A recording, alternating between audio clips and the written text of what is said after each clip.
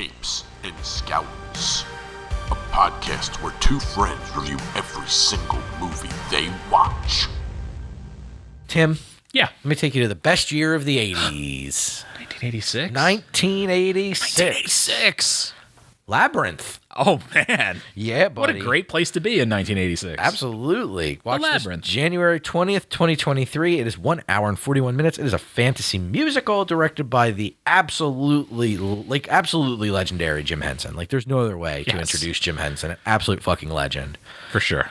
Starring David Bowie, Jennifer Connelly, Toby Froud. I mean, Brian Henson's in this. I mean, like, you know what I mean? Like, everybody's in. Like, the usual gang in the Henson realm is in this. Kermit. All the heavy hitters. Yep. Yeah. But I think Brian had taken over at that point as Kermit from Jim himself. So it's like, it's just awesome.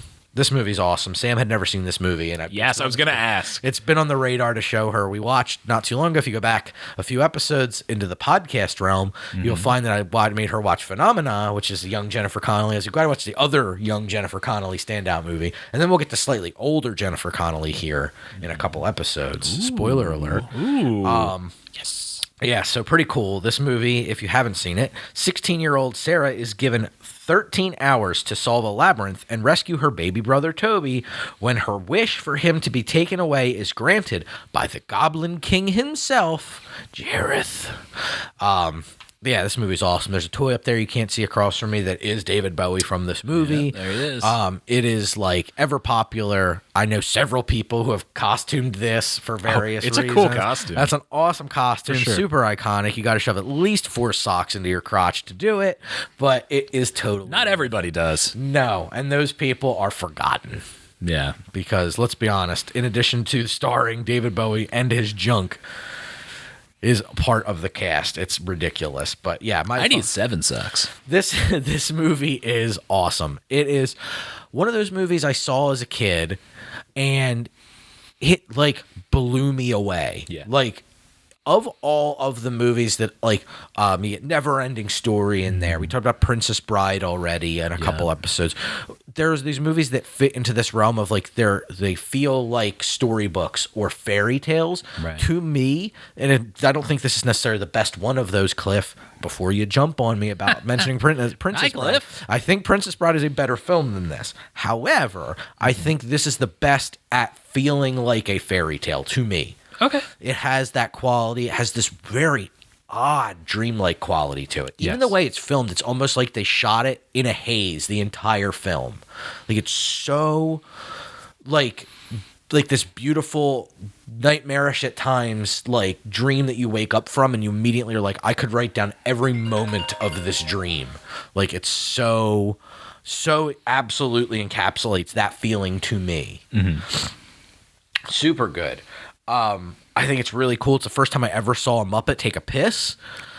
Like that blew me away. Like there's so many little things in here. The tiny little worm that's animated, all the way to how crazy and cute and eccentric the goblin creature designs are in this when they get into the Goblin City. It's pretty cool. It's so like just the swath of puppets. Even the fact that for Sir Didymus, they gave him Ambrosius, which is the dog, and it is a real dog in some shots and a puppet dog in other shots, depending on what they needed the dog to do.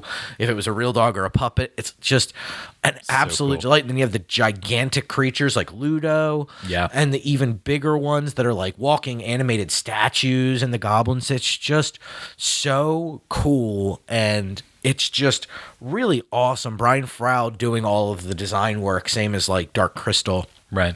Just such a beautiful fantasy world that's built here. It feels dangerous. It feels exciting. Like the like little nods, like the helping hands that are just like multiple hands that come together and make faces, is alarming and deeply So cool. It's deeply so cool. like traumatic stuff. Like there's so much in here that's so much fun. I think Jennifer Connelly does a nice job carrying the movie. I think that she's like deplorable at times, but like you empathize with her at other times. I think the way her interplay with Hoggle, I think is really good, and it's hard to play against a puppet. Like you're playing against a performer in a suit, a full suit.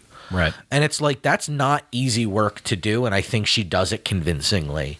And I think the whole movie through, it's really cool. I think David Bowie is dangerous and mysterious. I think he's a perfect choice. Doesn't look a damn thing like any goblin I've ever seen, No. but he is the king of the goblins. So it's fine. He has at least 3 in his pants. So it's whatever. He's the king of the goblins. 3 variations of the band Goblin. No, well, I wouldn't go as far as to say that. The band Goblin is pretty terrific. I don't think they'd hang out in David Bowie's pants. David Bowie, also a prolific musician, but the band Goblin, also prolific. Of course. But I think they did just jam like 7 of the Goblin Muppets down his pants for this movie. But I wonder if that was like a thing. Like he's like, I need a huge crotch. I could just have one. He could. Sure. I mean, there's certain actors that are like notorious for having gigantic junk. Like, And Jim Henson's just like that. Accentuate that. yeah, he's just like, I'm liking the pants. I'm liking the junk even more. Let's do it. Let's do it. What a great thing Jim Henson would say. Get this 14-year-old girl in here. It's bad, right? Like it's bad. That's the interplay that's like bizarre. It's like, what? Like it's so weird. I think she was a little older in this one because this is 86. So a little bit older than she was in Phenomena, if I'm not mistaken. But yeah, no, super cool. Movie's awesome. Like it's timeless. If you don't like this movie, if you've never seen this movie, I can't You should. I can't impress upon you, all David Bowie's junk jokes aside, it is a cool movie, and I am exaggerating things a little bit there, but it is, it's just odd. It's an odd stand-up for a children's film, that's all I'll say, to actually put it in perspective and come back from my hyperbole, but it's an awesome movie. IMDb gives it a 7.3 out of 10. Okay. Rotten Tomatoes critics, 51 critics went back and reviewed it to 75%. Okay. Yeah. Audience 250,000 plus, Could be high. 86%. Yeah. This is an audience pleaser for sure. I come in a touch higher than everybody, a 9. Nice. It just feels, it's like a perfect, like I would show this again, like let's watch Princess Bride, let's watch this, and this is how you make a fairy tale, like a fantasy story into a cinematic experience. That's plain and great. simple. I'm glad you did this movie. I was going to get this one on here eventually if you didn't. So. It's so good. It's just certain movies you got to get on here. Yeah. After 200 plus episodes. Probably should get that on there. Forget it, Tim. It's Chinatown. Oh.